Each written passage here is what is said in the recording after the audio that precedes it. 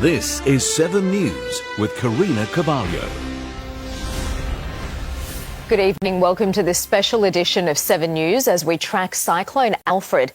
The Category 2 system is on a collision course with Australia's east coast.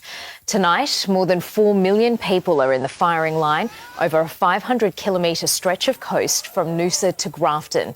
There is an evacuation warning in place for Lismore right now. Residents are being told to get out now. They have until 9 p.m. to get to higher ground. And 10,000 homes and businesses in northern New South Wales are without power. The cyclone is on track to impact the coast from tomorrow afternoon through to Saturday morning. Right now, it's just 200 kilometres off the coast. We have 7 News meteorologist Jane Bunn analysing the latest information, and we'll bring you every development as it happens.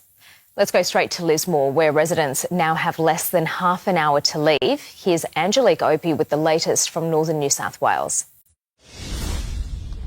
Well, this media briefing here near Lismore has just finished, and a sign of how quickly things have escalated. The Premier and SES Commander telling locals here they need to leave by 9 o'clock tonight. Lismore CBD and several streets near the river must evacuate because routes to safety may become closed. Residents are directed to the nearest evacuation centre at Southern Cross University in East Lismore. Residents are also being urged to take their own bedding to that evacuation centre. It's estimated 7,000 people are right now getting ready to go. The message from authorities is do not underestimate this storm. We cannot guarantee a boat for every house in the flood evacuation zone. So we can't guarantee that in the event of a major overflow of these rivers, particularly overnight. So the way to keep yourself and your family safe, particularly in the next few hours, is to evacuate before 9 p.m. We couldn't be clearer about that. There are more than 10,000 people without power. That situation is also evolving. We've heard from some extraordinarily resilient residents today in Lismore who have survived the 2022 flood, but they're staring down another devastating one. You can only imagine how they are doing as we speak. Angelique Opie reporting there, and we will keep you up to date with that unfolding situation around Lismore throughout the hour. Let's head to Steve Titmus on the Gold Coast now. Steve, it's pretty rough where you are. What's the latest on the ground? Yeah, good evening, Karina. Good evening, everyone. It is getting pretty rough at the moment, as was just reported there, that Cyclone Alfred is off the coast. However, he is starting to be felt right now on the Gold Coast. The winds have increased dramatically in the past couple of hours. Also, the rain that, of course, we have been expecting is starting to now fall very heavily. I'm currently here outside the Southport Surf Lifesaving Club. Now, this club is in real sort of trouble because the beaches along here at the Gold Coast, erosion is massive. Outside the club here now, it is about a 7-metre drop from where the beach once was, that it's now been eroded away by the waves that have been smashing into the coast over the past couple of days. And now for a stretch of several kilometres, we're seeing this incredible 7-metre drop all the way past the surf clubs, right up to past the Marina Mirage. Earlier on this afternoon, I had a chat to a gentleman who said he hadn't seen anything like this in the past 50 years. No, I haven't actually been on the coast 51 odd years. Last cyclone that came down, I think, as far south as Brisbane. Roughly, we saw some erosion, but nothing like this. This is just, nothing I've seen before. Really is a difficult situation. It really is now a difficult situation that we've got. A past president, David Mainwaring of the Southport Surf Lifesaving Club, told me a little earlier in 7 News at 6 that he doesn't know what the future of the club is going to be because they can't get their boats into the water with how the beach is at the moment. The big fear, though, is that what is going to happen once Cyclone Alfred hits. He will hit hard. What will then happen is that more of this beach here will get eroded. The good news is that there is a thing called an A-wall that exists along the coast here. So once the sand, which is about another 15 feet before it reaches that, hopefully, if that sand all goes, the A-wall will stop it going any further and going into the car park that is over here at the moment.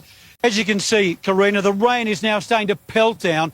The wind has dropped slightly in the past 20-odd minutes, but perhaps People should not be complacent about it, though.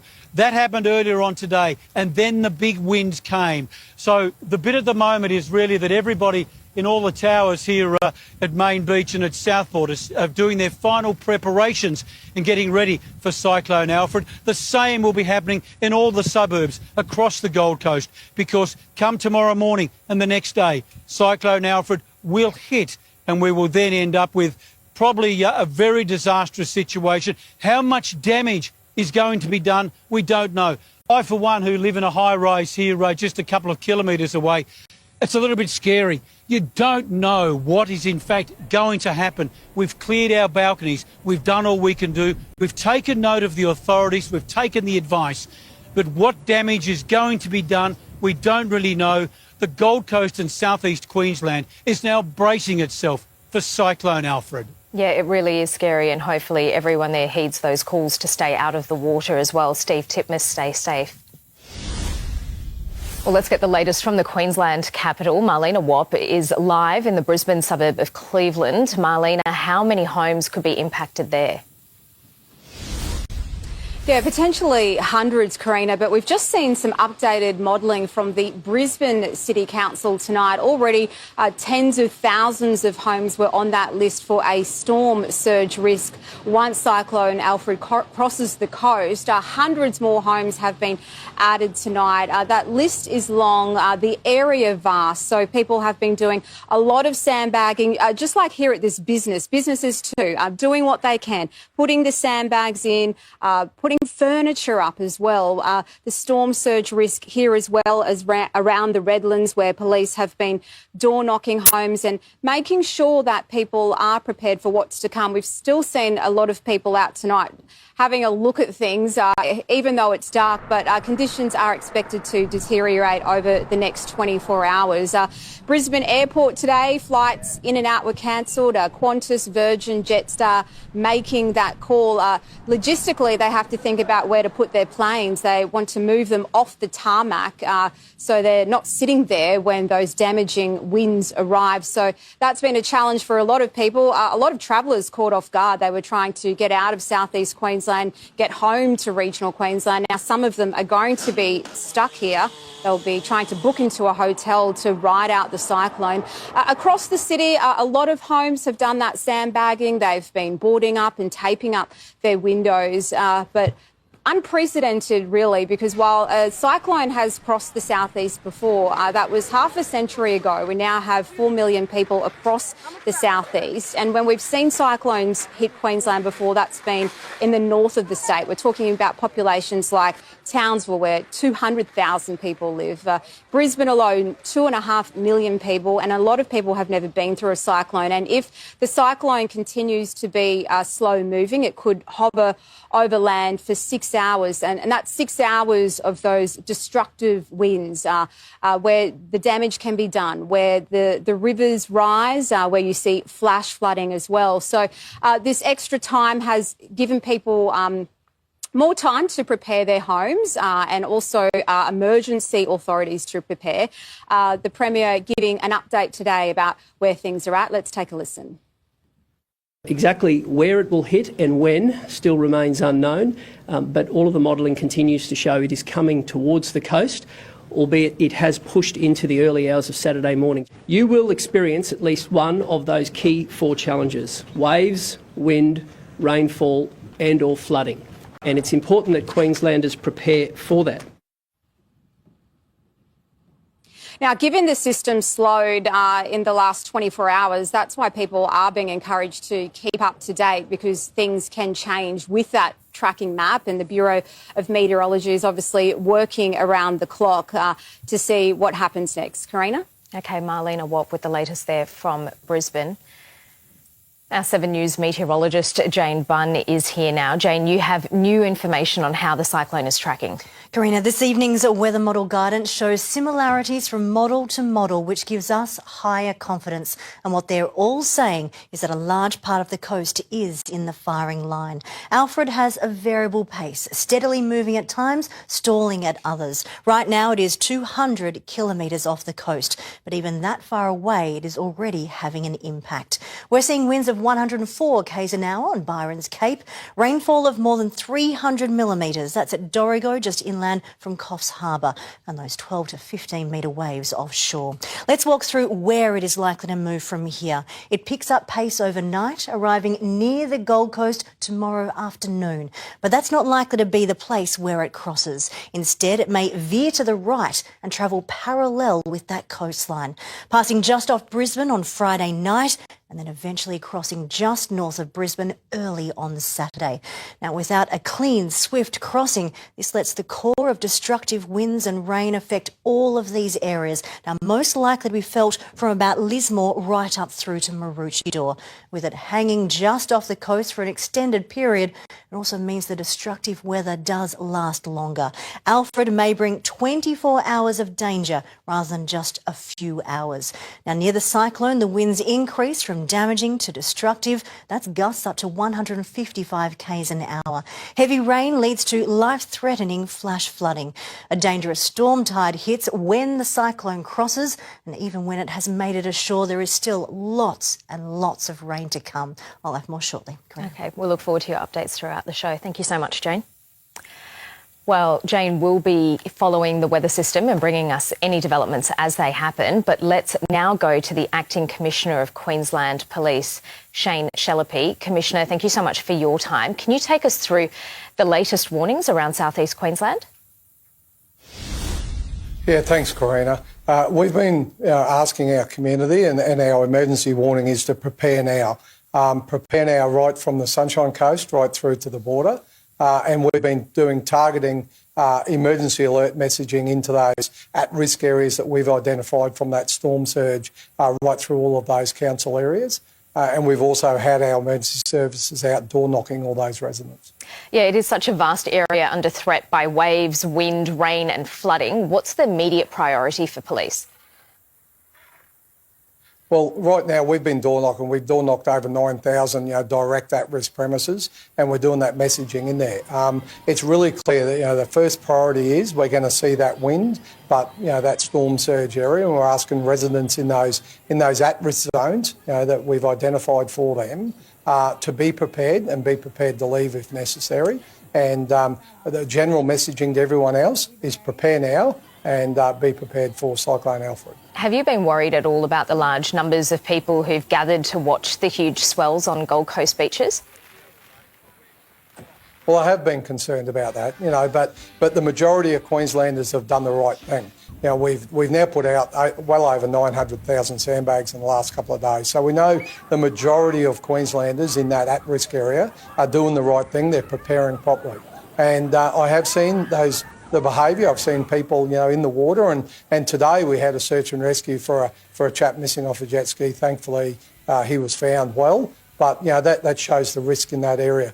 Now's not the time. We're asking Queenslanders to be aware of their risk, and we don't want them to add the risk. Now's the time to go indoors. The system's expected to bring a lot of rain. If it's flooded, forget it, is the saying up there. How concerned are you about motorists trying to drive through floodwaters? Well, the forecast for us is we're going to see up to 800 millimetres of rain over the next couple of days. That's very significant for southeast Queensland. So we'll see both flash flooding, rapid onset of flash flooding, but then we'll see that major riverine flooding through our river systems in Queensland. So, again, that at-risky behaviour, that flash flooding can come on quickly, and we really need motorists, not just motorists, but also other people that might want to go out and walk through or play in those floodwaters. It's extremely dangerous, and our saying is, if it's flooded, forget it. Acting Commissioner Shane Shelappy, thank you so much for your time tonight. Thank you, Karina. Well, still to come on this special edition of 7 News, we get the latest from the New South Wales SES as residents around Lismore are under evacuation orders, plus the assistance from the Commonwealth with the Defence Force on standby to respond. And 300,000 sandbags delivered to Brisbane, how the Queensland capital is bracing for impact.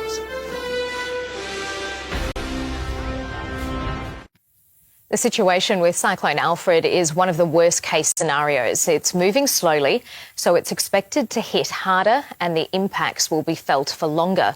Turning our focus now to the unfolding situation in northern New South Wales. I'm joined now by the Mayor of Lismore, Steve Krieg. Steve, how are those evacuations going? Karina, to be honest with you, we've probably been caught a little off guard. We were expecting evacuation orders, but probably not until Friday night or Saturday morning, to be honest. So when the news came through, there's been mixed reactions, and a lot of people are questioning why those evacuations are taking place so early. But, you know, it's far better to be more cautious than not cautious enough. And yeah, people are generally doing the right thing, which is really good. Myself, I'm back where I lived for 10 months with the family that housed us after the 2022 flood. So myself and my family have evacuated. But like I said, we had some things that we were going to do tomorrow that we had to try and cram and get done this evening, so that we tried to minimise our losses. But yeah, it did catch everyone off guard, I think. Yeah, you said people have been caught off guard, but the SES has said that they would rather bring in those evacuation warnings sooner rather than later because of what took place in 2022 when Lismore flooded and so many residents lost their homes, that those warnings came too late then. Yeah, and I totally understand it. No one wants to relive the 2022 disaster and rescuing 2,500 people in the middle of the night in tinnies with no power. It was just, you know, it was scenes out of a horror movie, to be honest with you, in 2022. So it is better to be safe than sorry. And the great unknown with this weather event compared to what we faced in 22 is the wind, and it's been blowing a gale. We've had power lines down already. We've had multiple trees blown over, and we're not even close to getting near Alfred crossing the coast yet. So I'd rather people be safe and frustrated for a day or two than be at risk of not being able to get out and putting others' lives at risk to try and save them. Yeah, Mayor Steve Krieg, you already sound quite tired. I know it's going to be a few long days ahead of you. Please look after yourself, and I hope your residents stay safe. Thanks, Karina. SES Assistant Commissioner Sean Kearns joins me now. Sean Kearns, thank you so much for your time. We know this is an incredibly dynamic situation for your team. Evacuation warnings, they're in place. Can you run us through the affected communities? They need to leave in the next 15 minutes. Thank you. Good evening, Karina. Yes, it is a very dynamic situation. And as you would have heard, this is the dynamic situation with Tropical Cyclone Alfred has been changing, and it can continue to change. Hence, we have issued a number of evacuation warnings where we have asked people in a number of communities in the Northern Rivers to evacuate by 9 p.m. tonight. Those communities include areas around Yukai, Finglehead, Tumbolgum, areas around Lismore, Billinudgel, Kyogle, and the like. For people who want to get the updated information of those, that is all on the Hazards Near Me app. So we ask people, if they haven't downloaded it, to download the Hazards Near Me app, and that's got the latest information. As has been said multiple times, this weather situation is actually three dynamic hazards in one. We have a wind event with the cyclonic winds that are going to come. We have storm surge, so we are seeing storm surge, and we've seen the impacts of that today and continuing to impact communities along the coast. And then we have a flooding event through the rain, which is going to be both flash flooding and riverine flooding. So given the nature of that, New South Wales SES has made the decision to ask communities that will be at risk of flooding to evacuate now, because if it was to be delayed, it could be too late. And how are those evacuations? Stuck where they are, may not be able to get out. How are those evacuations going? Yeah, have people been able to leave? Yep. And I think there are buses that are being provided to move people. Yes, the information I have is that people are evacuating and are following our warnings, which is fantastic, and we ask people to do that. There are a number of evacuation centres open in the area, and they are available on the New South Wales SES website. We do ask people to follow the directions of New South Wales SES volunteers and our emergency service partners, and follow and do what they're asked to do, and take heed of the warnings. And as I said, this is a dynamic situation. Has the evacuation Karina. warning come now so that people have plenty of time to leave, even though this deadline is fast approaching, because of what took place in 2022, where people felt like they got told to leave and it was too late? Yes, well, we've worked with the community. We've worked with the Bureau of Meteorology, getting the information. Our intent is to get people out when it's safe to do so. We want people with this dynamic situation, with the wind, the storm surges and the rain event, to be able to evacuate while they can, before roads get closed and the like, because there's trees going down, there's power outages that could occur as well. So we want people to take heed of our warnings and evacuate now. And there are thousands of homes and businesses without power in northern New South Wales. Do you have an update on the number? I don't have the information at hand, but people can go to their power energy provider to get details of those power outages. And I know we do communicate with the energy providers and work with them about getting power restored to communities. New South Wales SES has also deployed a number of assets to the area to help communications for emergency service personnel to communicate with each other, in addition to extra boats and vehicles and personnel to assist the community. OK, New South Wales SES Assistant Commissioner Sean Kearns, thank you so much for your time. You have a busy few days ahead of you. Thanks, Karina.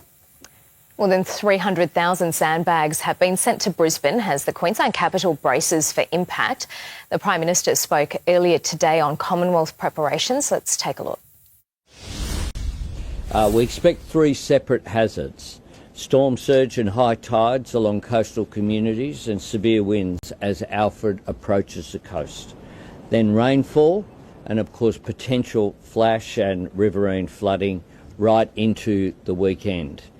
So it's not just a matter, to put it really simply, it's not a matter of just when the winds die down, everything's then okay. That could be as the waters are rising and flooding is increasing as well.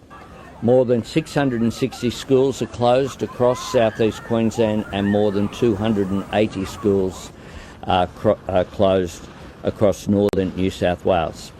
Queensland supermarkets in affected areas will close from today. I can as well update you on the following response from the Commonwealth. We've received a request from both Queensland and New South Wales overnight, or in New South Wales' case in the early hours of this morning, for the early recovery grants of $1 million for affected councils. I'll sign off on those at Parliament House immediately this finishes, and that money will be on its way. We've delivered 310,000 sandbags into Brisbane for distribution across councils, and there is more on their way. 60 ADF personnel and 30 high clearance vehicles are being pre-positioned to go to Queensland to support police and SES volunteers as we move to the recovery phase. They will door knock to identify and support at-risk people. We have approved, in addition to that, 2 ADF search and rescue choppers to support Queensland post-crossing. Yesterday, we pre-positioned heavy lift helicopters from our National Aerial Firefighting Fleet. That's the Prime Minister Anthony Albanese speaking earlier today. Right now, the AFL should be hosting its season opener at the Gabba. Instead, it's been forced into a major reshuffle. We'll have the new fixture from Chief AFL reporter Mitch Cleary next. And airports are closed, flights have been cancelled, what travellers need to know.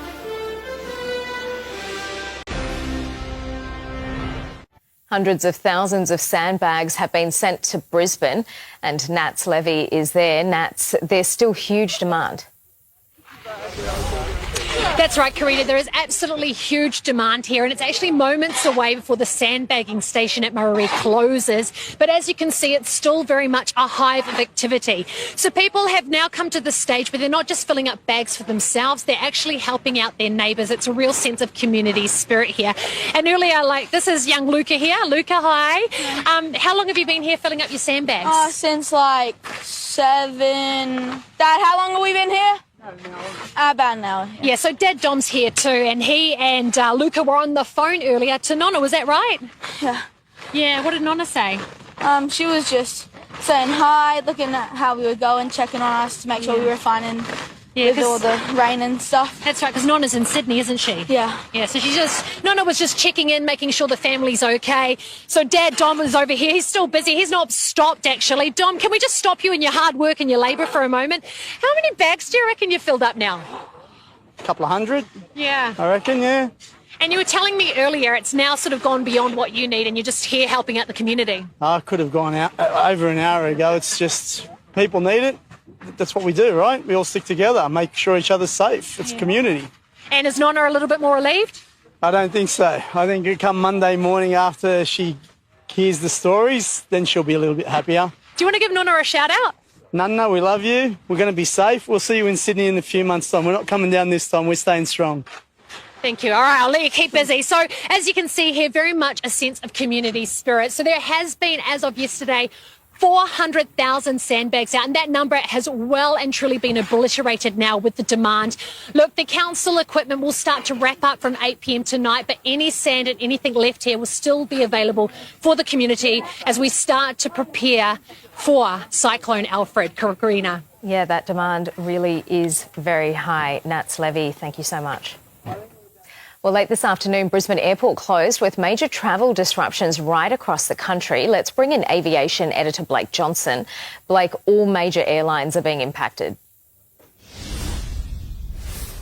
Karina, there are no flights operating at Brisbane, Ballina or Gold Coast airports tonight and will stay that way for a couple of days. They're hoping to get international operations back up on Saturday at Brisbane and Gold Coast airports, but that's still a watch and act. And domestic operations at all three airports are off until at least Sunday.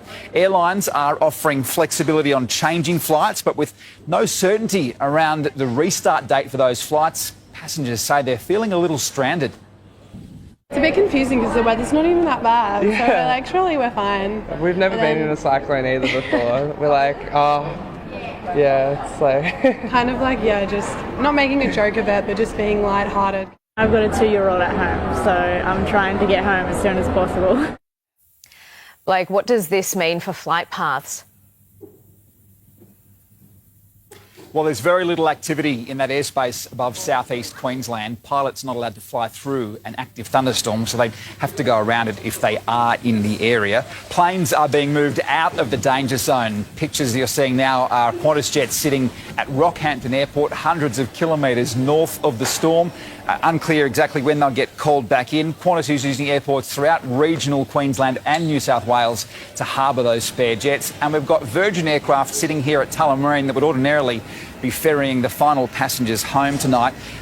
Melbourne Airport is wondering where it'll put all those spare aircraft. I spoke to a spokesman a short time ago. There's overflow parking down at the hangars. They're considering closing one of the taxiways here with all the spare jets. Interestingly, it's 5 years almost to the day that airlines around the world were doing this exact same thing for a very different reason. I think it'll be a little bit a little bit shorter than the delays we saw during COVID. If there is one good thing to come out of tonight's spare aircraft, it's that there are lots of spare aircraft sitting around the country should something go wrong with flights that are operating. But again, we'll wait and see when those flights resume across the weekend or into next week. Karina? Yeah, it's a huge logistical operation. Blake Johnson, thank you. Well, right now, the Lions should be hosting Geelong in the AFL season opener in Brisbane. Instead, the league has been forced into a major reshuffle. Chief AFL reporter Mitch Cleary has the latest. Well, Karina, we now have to wait 24 hours longer to get the 2025 AFL season underway. It'll be this time tomorrow night.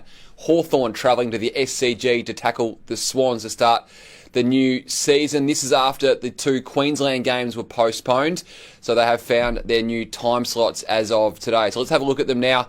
Brisbane and Geelong, that has been moved to round 3, an easy fix for the AFL given both teams were due to have the scheduled bye that weekend. The Lions were meant to unfurl their flag tomorrow night against the Cats. This is now more likely to happen in the round 2 match when they play the Eagles at the Gabba. As for the Suns and the Bombers, this has been added to the final round of the season. So both teams now have to play 2 matches on that round. The Bombers also play the Blues. The Suns tackle the Port Adelaide Footy Club. The specific time slots will be decided much later in the season. But it does give the AFL extra flexibility to set up a more lucrative final round of the season with some potential finals implications going into that round 24. There had been some questions as to whether the 2 Queensland games could have been moved to Victoria or New South Wales, but as we've seen today with the airline closures, it would have been too difficult for the Lions and the Suns to get back into Queensland. Now, meantime, at the Hawks, they've had their final run on the SCG late today in preparation for that game tomorrow night against Sydney. It'll be the first time the second time the Hawks have played at the SCG since 2021. Premiership heroes Jack Gunson and Luke Bruce not named for Sam Mitchell's side, while it's likely James Sicily will play in attack. Both Brodie Grundy and Tom Papley have been named for the Swans after recent injury concerns. Former dairy farmer Tom Hanley to make his debut for the Swans. That game live and free here tomorrow night, right on the screens of 7. Karina? Mitch Cleary reporting there. You're watching a special edition of 7 News right across Australia. When we return, a full recap on today's developments, plus the latest live from the danger zone. And meteorologist Jane Bunn is working on new analysis of the modelling. We'll bring that to you next. Stay with us. This is 7 News with Karina Carvalho. Welcome back to 7's special primetime coverage as Australia holds its breath, waiting for tropical cyclone Alfred to cross the coast. The Category 2 storm is now on track to hit from Friday afternoon to Saturday morning. The window for residents to leave Lismore in northern New South Wales has now closed. The SES told locals they needed to evacuate by 9 o'clock tonight. Residents of properties on several streets near the Wilsons River and in the Lismore CBD were told to leave because routes to safety could close. They're being directed to the nearest evacuation centre at Southern Cross University in East Lismore. It's estimated 7,000 people will have evacuated. Well, let's return now to Queensland and to Steve Titmus on the Gold Coast. Steve, waves peaked at more than 12 metres near you today. Yeah, look, that's exactly right, Karina. And the thing is, since I last spoke to you about half an hour ago, we've come a couple of k's down the road to the marina section here on the Gold Coast. I can tell you the conditions have got worse in the past half an hour. The wind has really picked up. The rain is also howling in. And what we're seeing here in the marina is that all of the boats that normally go out and anchor in the Broadwater, they've brought them into the marina area to protect themselves from the swell that is going to come in. It's now starting to come into the marina. The boats are starting to move around. One of those guys who is on board the boat is a guy called Ollie, who's come up to have a chat to us. Ollie, good evening to you. Great to see you, mate. Tell me, you're sleeping on your boat tonight. What preparations have you made for the cyclone? Preparations for the cyclone. We've popped a lot of fenders out, lots of lines, resecured everything and make sure it's all safe to sleep on. Are you worried at all? Because once this cyclone hits, it's going to howl through this area. It's going to be pretty scary on a boat. It couldn't be a bit scary on a boat, but I'm not really worried about it, no, because we've secured the boat nicely. And a lot of boats have come in here. Now it's packed, isn't it? A lot of people are on their boats as well, just protecting them. Lots of boats out here now. A lot of them have come in from the anchorage. There was a lot out there on the anchor, but they have now come into the marina to secure through this cyclone, yeah. Okay, mate, you stay safe, won't you? You too. Thanks, mate. Cheers, mate. Thanks very much for your time. So that's Ollie. He's going to sleep on his boat in the marina here while the cyclone goes through. When it does hit, of course, this area where the boats are, we don't know what is going to be the result. We do know, though, that the winds are going to be very fierce. They're going to be harsh. There is going to be swell coming into this area as well. So the Broadwater is going to be one of the most dangerous places to be during this cyclone. But those people who are on their boats have taken the precautions. They're tying them up safely. They've moved them into the marina areas. And really, Karina, it's a case of let's keep our fingers crossed. Final preparations are underway. Cyclone Alfred is not that far away. We have now moved into that watch and wait situation. It's a nervous time for many because we still don't know really what is going to happen. What we do know is there is going to be damage. To what extent, we wait for that. Yeah, Ollie might come to regret that decision to sleep on the boat. Steve Titmus on the Gold Coast, thank you. Let's move to Brisbane, and Marlena Wapp is there, where nearly 3 million people are in the cyclone's path. Marlena, homes, transport infrastructure and businesses are all at risk.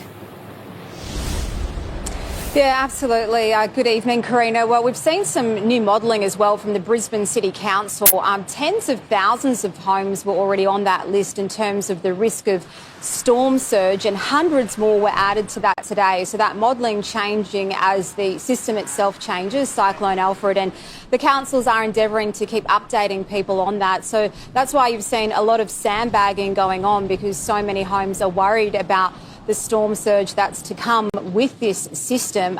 But people also making sure that they've been taping windows, boarding up windows as well. But people have started trickling into evacuation centres as well. I caught up with one gentleman today and he was telling me that he's just not confident that the house he's in is going to be able to withstand the damaging winds that come with a tropical cyclone. So, he's not only just worried about the flood threat. Now, with the cyclone itself, apart from flash flooding, there's also the rapid river rises that can happen as all those catchments fill up and overflow, particularly if Cyclone Alfred hovers over the coast for up to 6 hours, one of the models was showing, and that would mean that would be a prolonged period for damage to take place. So millions of people in the watch zone itself. We've probably not seen anything like this in terms of Queensland before. We've obviously seen so many tropical cyclones, but in other parts of the state. But we've got millions of people on cyclone watch right now, Karina. Yeah, Marlena, you would have covered several of those cyclones in North Queensland and far North Queensland over many years now, but nothing in the southeast. You talked about that resident who was worried about his home. Are buildings in the southeast cyclone rated? Can they withstand those wind gusts? Yeah, look, a lot of them are supposed to be, but there are some of those older homes as well, right across the southeast, and they're going to be tested, that's what a lot of people are worried about as well. So we hear about the flooding, but it's also the damaging winds. That's something else that's weighing on people's minds as well, Karina. And in terms of other cyclones, like we saw Cyclone Debbie some years ago, that was through the Whitsundays, damaging winds there, causing a lot of damage to infrastructure. Further north, we've seen Cyclone Yasi in the past as well, but the population's much more smaller and not as much infrastructure. We're talking about 2.5 million people in Brisbane, buildings in the CBD, residential towers and the like as well. Something certainly very different for Queensland, Karina. Marlena Watt reporting from Brisbane, thank you. Well, let's go back to meteorologist Jane Bunn now. Jane, you have new analysis. Karina, we do indeed. It looks like a large part of the coast is going to be in the firing line. Now, Alfred is being cradled by high pressure, that one here that is just down to its south. That is now actively pushing the cyclone towards the coast. Right now, still 200 kilometres offshore, but even that far away already having a localised impact. Those gusts over 100 k's an hour, rainfall over 300 millimetres already, and the 12 to 15 metre waves. As it moves towards the coast overnight and tomorrow morning, it should continue as a Category 2. By tomorrow afternoon, some modelling has it nearing the Gold Coast. Then it may change direction, veering to the right and travelling parallel with that coastline. Now, this is an unfortunate situation as it means it'll impact a lot more people and property. By Friday night, it should be passing just off Brisbane, brushing the islands. Then eventually early on Saturday morning, it may finally cross the coast that is just north of Brisbane, potentially around Caboolture. Now, with this parallel to the coast path, this lets the core of destructive winds and rain affect many more areas, with it hanging just off the the coast for an extended period of time. It also means the destructive weather lasts longer. Alfred may bring 24 hours of danger rather than just a few hours. Moving to the rain effects, and the rain is intense as it approaches, but then it continues after it has actually crossed the coast. And the huge falls aren't just near the cyclone, but they do extend well to the south. Now, modelling does show key areas for rain. That's from Brisbane through the Gold Coast to Byron and inland to Lismore. And then another big area that's here between Coffs Harbour and Port Macquarie. So this has far-reaching impacts. Karina. Okay, Jane, we'll speak to you again later in the show. Well, the timing of Cyclone Alfred could have a significant impact on federal politics. Political editor Mark Riley has details next. And we'll take a look at how this major weather event could affect the national food supply chain. You're watching 7 News. The last-minute rush for sandbags continues from the Sunshine Coast to Coffs Harbour. Nats Levy is in Brisbane. Nats, there's been furious activity there all day. Karina, you're not wrong there. There has been furious activity here at the sandbagging station. One of the ones that reopened today here in Brisbane City as Cyclone Alfred has slowed down and people have more time to prepare. So it has been, even in our short time that we've been here, you can see the sand mounds have dropped significantly from people not just filling up sand for themselves, but now helping out, filling out sandbags for others. And one person I'd really love to highlight is Simon here. Simon, thanks so much for talking with us. Tell us, what's your home situation, Simon?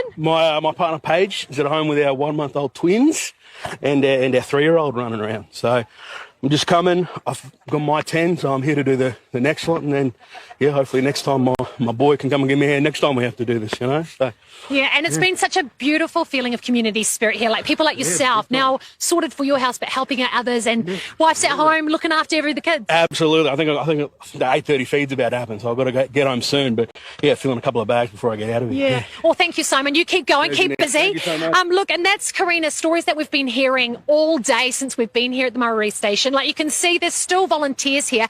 They're actually quite sorted for their own residences, but they're helping out others, filling out bags, which they're only filling, as we've learnt today, halfway so that the soil can act like potting soil. So when it's laid flat, it can absorb all that water. And it's the water that everybody's concerned about. I mean, I just really, while we've got time, I just really want to highlight these guys here. You've been here for at least an hour helping out everybody. You came for your friend. Tell us more about it. Oh, well, he gave me a call at about 4 o'clock and he was like, don't know, my house might flood. And I was like, all right, around the corner from mine is the sandbag area. So we came over and, we've probably got about 30 and his auntie needs some at Kangaroo Point, so now you're at the stage of just helping out everyone else. Make sure you get some water and some food, and stretch those muscles. And I got to tell you, Karina, that's been the most amazing thing here. So people are definitely feeling a little bit anxious, you might see, as Cyclone Alfred comes towards Brisbane City. But they're definitely heeding the message. They need to be prepared and not scared, Karina. Okay, Nats Levy with that update from Brisbane.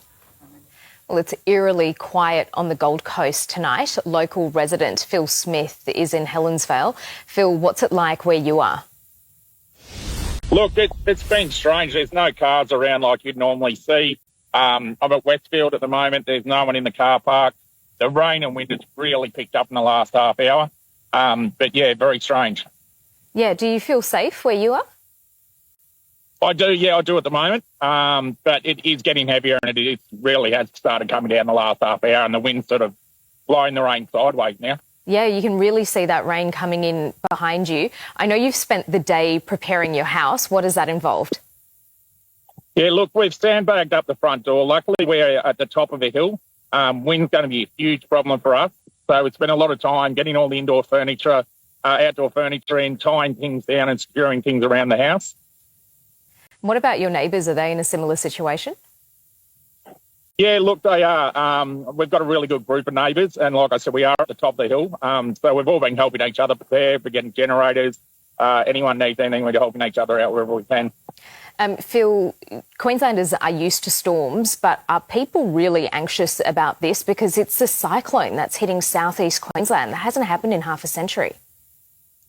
I think the reality's starting to kick in for a lot of people. Out where we are now at Helensvale, we actually had the tornado come through 2 years ago. So I think out this way people are aware of what can happen. which I know myself's probably really going to wake up to get prepared for this. And what about closer to the coast?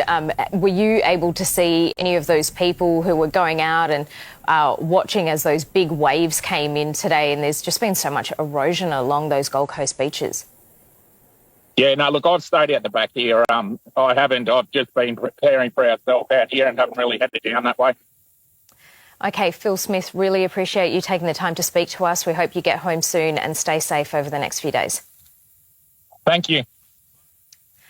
The volatility and uncertainty of Cyclone Alfred has left the date for the federal election almost as tough to predict. Anthony Albanese insists his focus is on the lives of Australians and not on the vote. Here's political editor Mark Riley. Well, for almost the past 3 years since the last election, Karina, Anthony Albanese's been in total control of determining when the next election will be.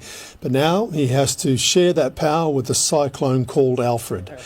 The Prime Minister setting himself up at Canberra's Emergency Management Centre today, where he says he'll stay for the next several days to oversee preparations for the cyclone and the initial response to it, including the government's, having already fast-tracked $1 million payments to the affected local councils to help them in the first instance. But asked by journalists about how this impending weather disaster will impact his election timing, he insisted his mind today is not on votes, but lives. Here's the Prime Minister. I'm focused, as much as some people here are focused on something else, I'm focused on the needs of Australians. This isn't a time for party politics. But if this cyclone wreaks the sort of havoc being predicted, Anthony Albanese would be reluctant to call an election this weekend, knowing he would start that campaign as the people of southern Queensland and northern New South Wales were trying to put their homes and their lives back together.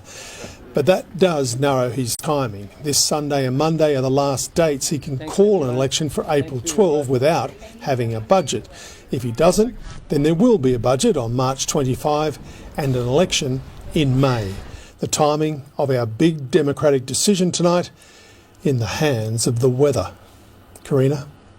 Mark Riley reporting from Canberra. Our extended coverage of Cyclone Alfred continues next. You're watching a special edition of 7 News on this Thursday night right across Australia.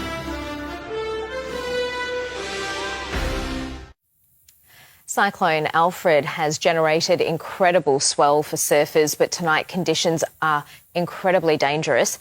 Around the Gold Coast, we've seen surfers with their boards snapped in half. For others, there's been some fun in the foam. Waves of more than 12 metres have been recorded, with storm surges of up to 1.5 metres expected at the Gold Coast and the Redlands Southern Bay. There's coastal erosion affecting significant parts of the Gold Coast. The effects of the cyclone are expected to be felt right across the country for some time. The price of fruit and vegetables are tipped to soar, with significant disruptions to hit supply chains.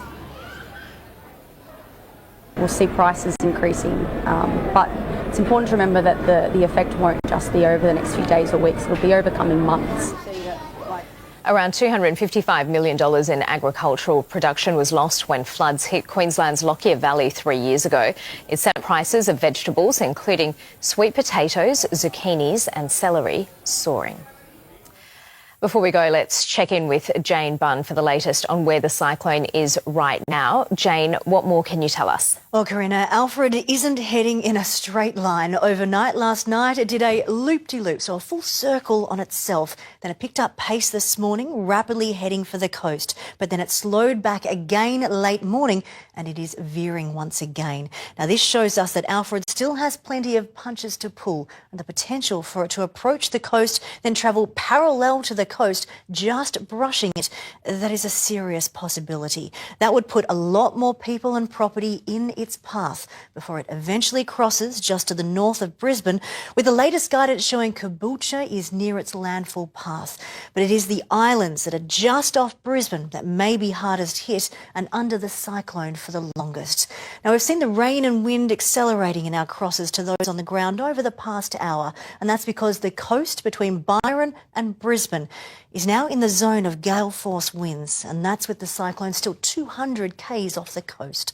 The cyclone is likely to cross on Saturday morning, but as it heads inland, all of this coastline is put in easterly winds and we've got low pressure nearby. That is a dangerous combination. A huge area likely to see big rainfalls, with some of the rain heading well inland too. Now 400 to even 800 millimetres isn't out of the question with this one, as the rain does continue through the weekend even after that cyclone has moved ashore. So to recap, we are looking at damaging to destructive wind gusts. They're 120 to 155 k's an hour. That's near the core. We're looking at dangerous storm tide, especially if that crossing does occur at high tide. We're looking at heavy rain that is leading to life-threatening flash flooding, and then major flooding of rivers and catchments. That's in the days to come. With all of that water, it's got to go somewhere. So it will be interesting to see where the cyclone is, how close to the coast in those first light of dawn that we'll have in the morning, Karina. OK, Jane, great to have had your analysis tonight. Thanks for being here. And that's where we leave this special edition of 7 News. Sunrise will have live coverage from 5 o'clock Eastern Daylight Time tomorrow morning, 4 a.m. for our Queensland viewers. To residents in Queensland and northern New South Wales, please stay safe. For now, from the 7 News team, take care and good night. The 7 News app will give you the news you want every minute of every day, including breaking news alerts. Download the 7 News app now.